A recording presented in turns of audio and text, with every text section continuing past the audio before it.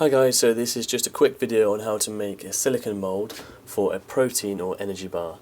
So I had a look around on the internet and in various shops to try and find something suitable for this, but I couldn't find something the right size, so I decided to make my own. So you're going to need a few materials for this. The first one is obviously the silicone. This comes in two parts which you mix together.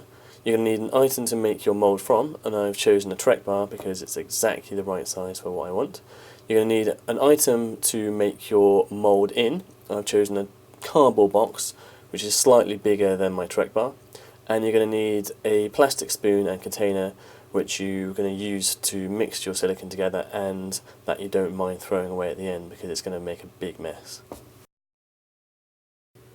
Okay, so the first step, you want to mix the two parts of your silicone together in your plastic container. This takes a few minutes, so I'll just skip through this part of the video.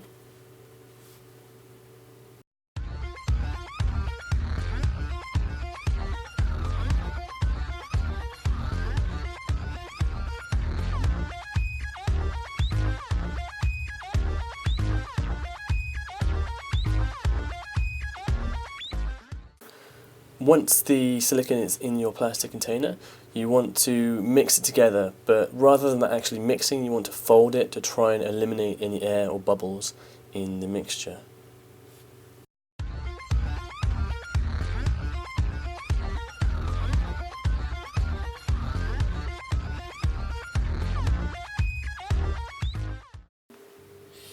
Okay, next up, take your cardboard box and your Trek bar. I've actually frozen my Trek bar to make it as hard as possible.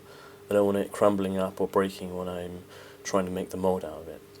So once you've placed it in the cardboard box, you want to grab your silicone and start pouring it over the top. It should go in nice and evenly, and it should settle flat on top and make a nice smooth surface. So the silicone should cover the Trek bar with about 1 centimetre around each side and above it. I forgot to say that I got the 250 gram silicone kit. So once that is done, the instructions say to leave it for 6 to 8 hours to cure. I left it overnight, so it's definitely had enough time.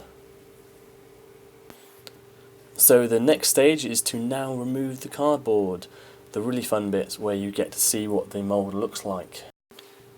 There's no need to be too careful here, as it's really hard to break the silicone, so you can just rip the cardboard off.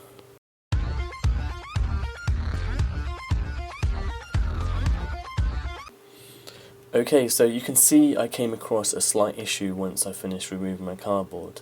The silicone had actually gone underneath my Trek bar, so it formed a small layer above it. So the first stage here was to try and remove that small part of silicone above the Trek bar. I was using a knife.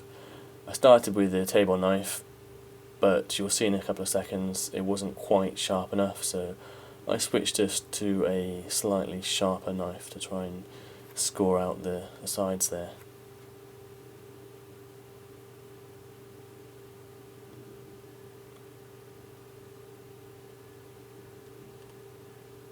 So there we go. I've switched to a sharper knife and it just helped a bit more.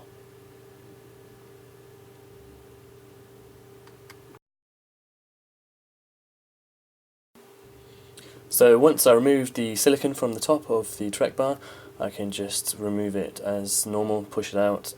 It had defrosted, so it was all in bits. I had to try and resist eating the bar at this stage. So the rest of the video is just me trying to clean up the mould and removing the bits of the Trek bar, and there was a bit of chocolate in the bottom of the mould as well. I washed it out, and finally, overall it was a great success. If I was going to do this again, I would actually use a piece of wood and shape and then sand it so it's completely smooth. The sides of the mould actually took on the texture of the oats, so they weren't 100% smooth, but it's not going to matter once I make my protein or energy bars. But yeah, there we go. Watch out for my future videos where I'm going to be making some protein bars in this mould.